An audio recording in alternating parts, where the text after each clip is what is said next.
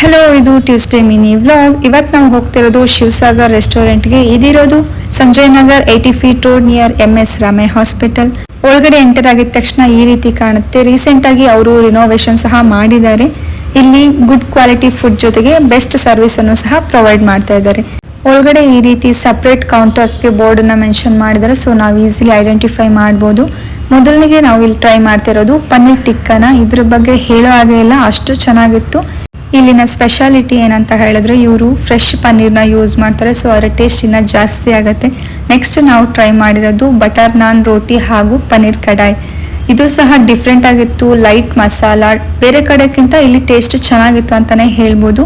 Food ಕ್ವಾಲಿಟಿಗೆ ನಾನು ಇಲ್ಲಿ 10 out of 10 ಕೊಡ್ತೀನಿ, ಯಾವುದೇ ಬೇರೆ ಮಾತಿಲ್ಲ.